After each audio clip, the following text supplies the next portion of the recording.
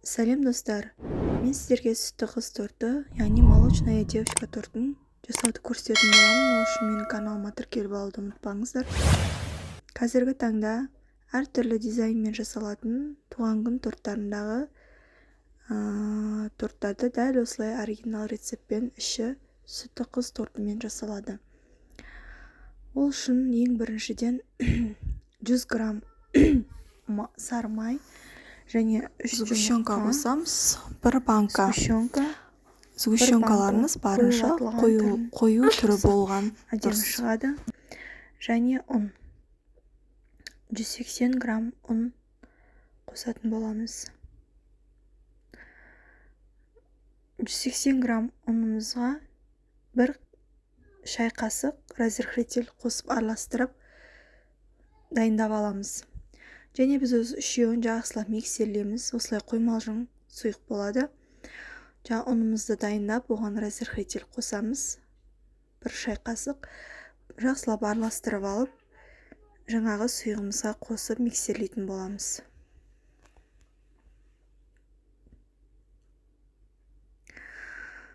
Мен 24 сантиметрдегі корждар жасайтын боламын. 5 корж шықты менде.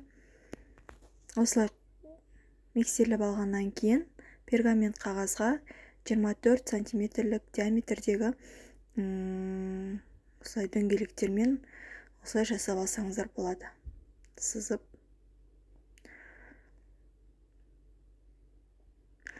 Мен 5 коржға дайындайтын боламын.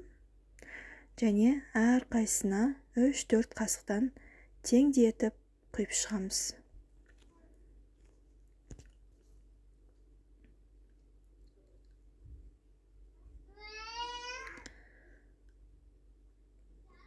Және әдемілеп осы дөңгелек көлемде жақсылап біркелкі етіп, тегістеп жап шығатын боламыз. Осылай әр қайсына құйып шықтым. Менде 4 қасықтан құйылды. Осылай бір тегіс етіп жағып, корждарды осылай жасап шығарамыз. Өте сұйық болды. Сұйық болғандықтан бұл корждар өте жұмсақ болып шығады. Осылай тегістеп біркелкі етіп жағып шығып, 180 градусымызда пісіріп алатын боламыз. Пешті қыздырып аламыз алдын ала. Және 6-7 минутта піседі корждарымыз. Осылай барлығын пісіріп алғаннан кейін мен осы дөңгелек немен шетін тегістеп алатын боламын.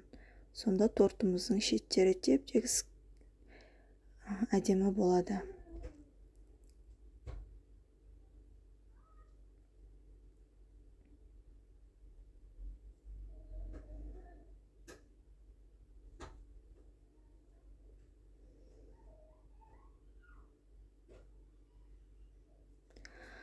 Және вафельный кружка жасаймыз.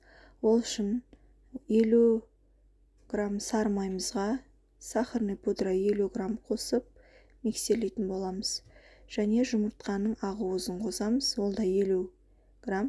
Бір жұмыртқа, егер кішкентай жұмыртқа болса, ал үлкен болса бір жұмыртқа қосамыз. Егер кішірек болса, 2 жұмыртқаның ағын осылай сарысынан бөліп алып, қосып миксерлейтін боламыз. Және 50 грамм ұнымызды қосамыз. Сұйық қоймалжың осындай неміз дайын болады.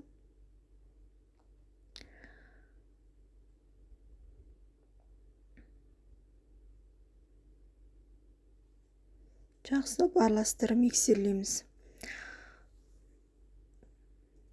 Және оны мен жаңағы корждарды пісірген пергамент қағаздың артына жұқалап жағып шығамын.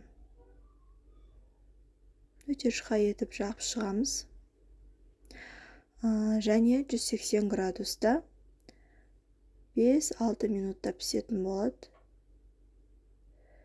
Қатты күйдіріп алмаңыздар. Мен кішкене балаға қарап, сәл күйдіріп алдым. Міне енді кремін жасауға кірісеміз. Ол үшін 33-34% сливки керек. 500 граммын қосып, салқындатылған, яғни холодильникте сақтауымыз қажет, мұздатқышта. Одан ыдысты да біз мұздатып алғанымыз жақсы, тез қоюлану үшін. Осылай миксерлеп, бір сәл қоюланғанға дейін миксерлеп аламыз да, ары қарай 100 грамм сахарный пудрамызды қосамыз, миксерлейміз және крем чизімізді қосамыз. 300-400 граммдай қоссаңыздар болады.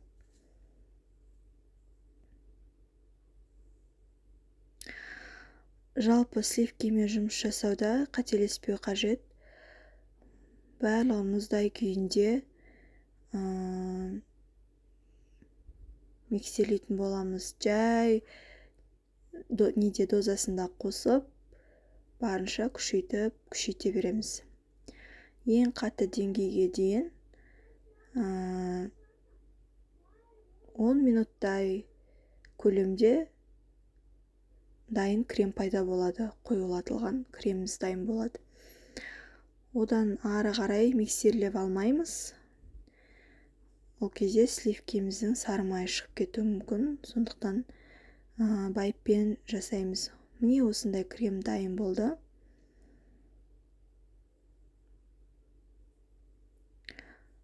Барынша қоюланғанша осылай миксерлей шығатын боламыз. Міне дайын болды бізде крем. Өте қою крем пайда болды.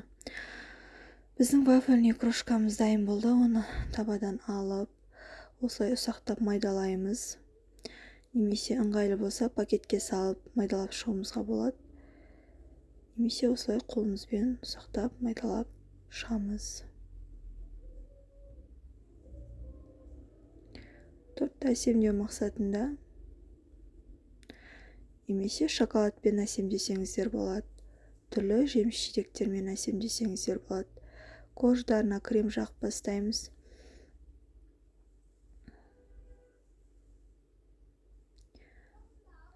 Жаңағы дайын кремімізді мен 15-20 минут холодильникке салып қойдым. Мұздатып.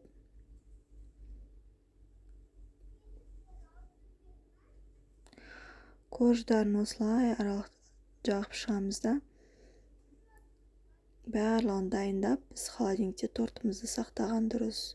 4-5 сағатқа қалдырамыз, сонда креміміз қатып, әдемі болып шығады тортымыз.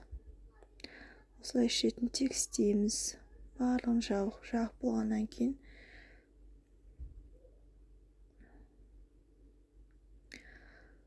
Осылай әсемдейміз. Жаңағы пісірген вафельный крошкамызбен әсемдеп жатырмыз. Сіздер өз қалағандарыңыздай әртүрлі әдіспен әсемдесеңіздер болады. Шоколадпен, жеміс-жидектермен, тіпті ақ күйінде қалдырсақ та өте әдемі болады. Осылай насатканың көмегімен кремімізді әсемдеуге болады.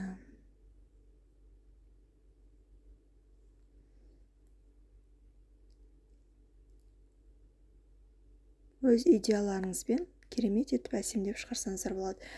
Менде осылай етіп жасалды. Өте жұмсақ, дәмі өте керемет болып шықты.